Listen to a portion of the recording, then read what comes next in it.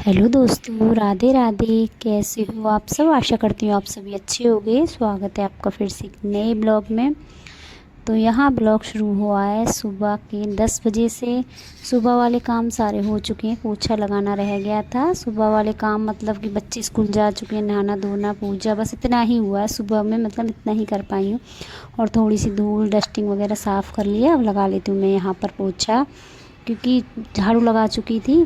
पहले पूजा की, उसके बाद ही पोछा लगाया। पूजा करके मुझे लगती है फिर भूख, तो सबसे पहले करती हूँ अपना खाने का नाश्ता, चाय कुछ थोड़ा बहुत चाय के साथ ले लेती हूँ।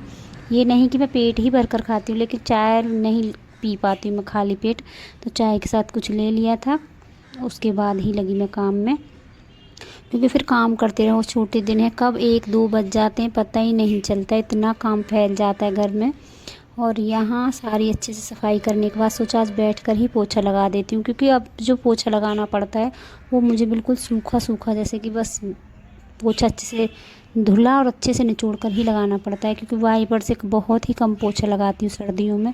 और इस समय तो मौसम भी एकदम बदल चुका है, कोहरा आ गया है, ठंड पड़ रही है, तो थोड़ी सी सूखने में परेशानी होती है, थोड़ा सा गीला रह जाता है। फिर जब गीला रह जाता है तो कमरा भी ऐसा महसूस होता है कि बिल्कुल ठंडा हो रहा है। तो बस कोशिश कर रही हूँ कि जितना हो सके बिल्कुल सूखे से कपड़े से ही अच्छे से साफ़ कर लूँ। तो पोछा अच्छे से धुल लिया, निचोड़ दिया, और बैठ कर ही लगाऊंगी यहाँ पर पोछा। और पोछा लगाने के बाद साथ के साथ चला देती हूँ पंखे को, क्योंकि बिना पंखे के नहीं सूख पाती है। ये रैक्सीन होती है पिन्नी वाली, प्लास्टिक की जो रैक्सीन होती है पिन्नी की तरह होती है, तो ये अच्छे से सूख नहीं पाती है। और पूरा पोछा लगा चुकी हूँ। अब बारी आती है बेड के नीचे की, तो बेड के नीचे तो वाइपर से ही लगाना पड़ेगा। मेरी कोशिश यही रहती है कि कहीं भी थोड़ी भी धूल ना रह जाए, मिट्टी ना रह जाए, फिर गंदा लगता है देखने में। तो इसलिए बेड के नीचे वाइपर से पोछा लगा दिया, और बाकी मैंने बैठ कर ही लगा दिया था।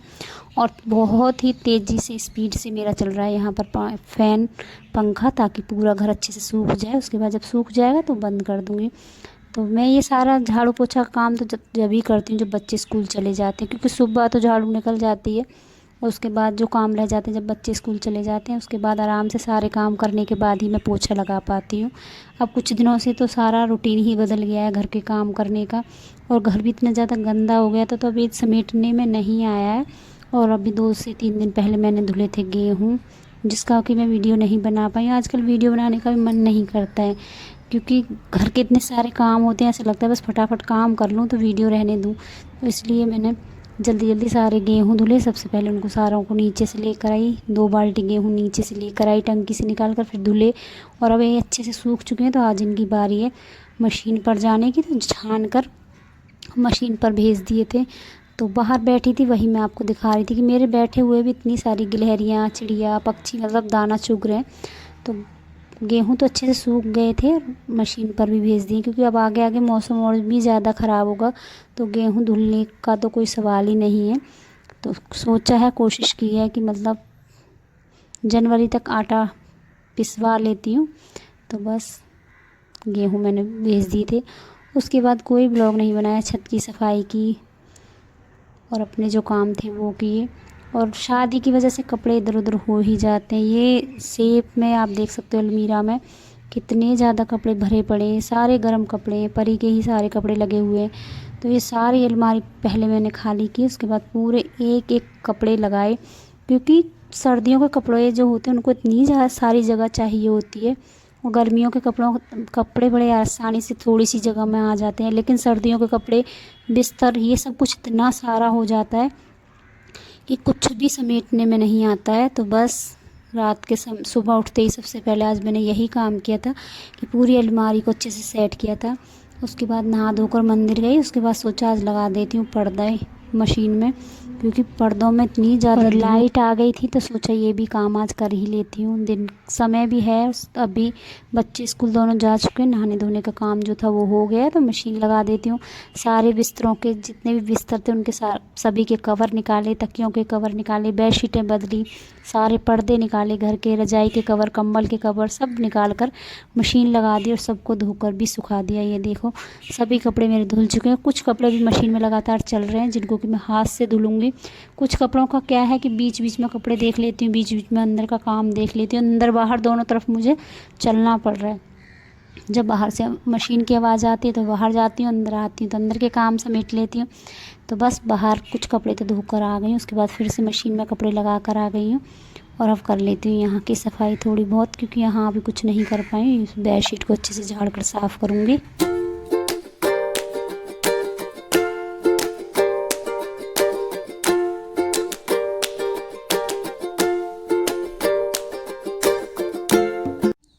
और यहाँ मेरे पास एक पर्दे और अलग से रखे हुए थे, ये भी रखे हुए थे मेरे पास। एक जैसे नहीं है, लेकिन छापा जो होता है वो एक जैसा है, कलर दोनों पर्दों के अलग अलग हैं।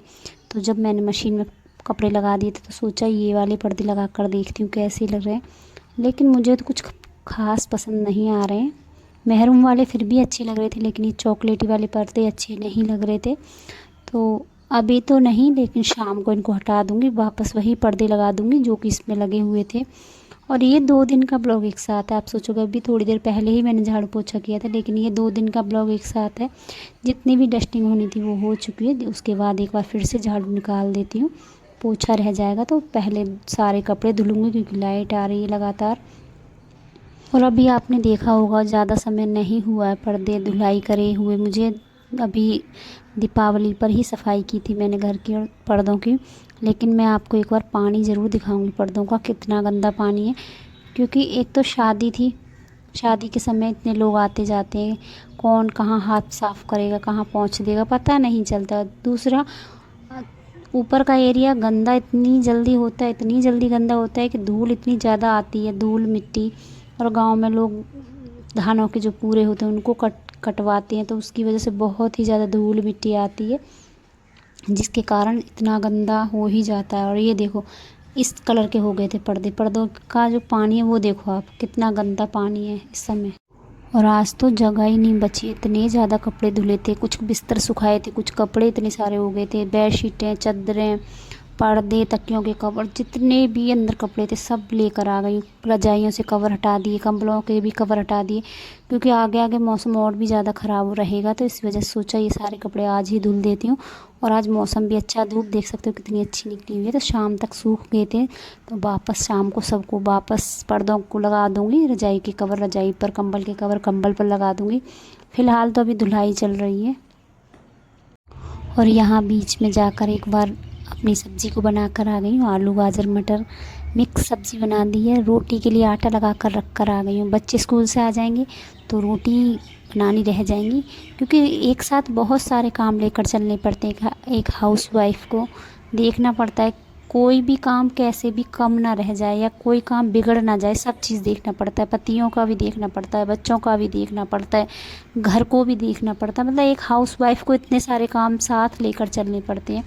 तो एक तरफ आटा लगा कर रख दिया है, सब्ज़ी बना कर आ गई हूँ, साथ साथ कपड़े भी धुलती जा रही हूँ, और अंदर के जो काम है छोटे मोटे काम उनको भी देख लेती हूँ। तो चलो अब ये वाले कपड़े तो धुल चुके हैं, इनको भी ड्रायर में डाल देती हूँ फटाफट। और आज का ब्लॉग अब यहीं पर समाप्त करती हूँ, मिलते हैं अब अगले ब्लॉग में। आज का ब्लॉग अच्छा लगे तो लाइक सब्सक्राइब शेयर ज़रूर करना। तो चलो।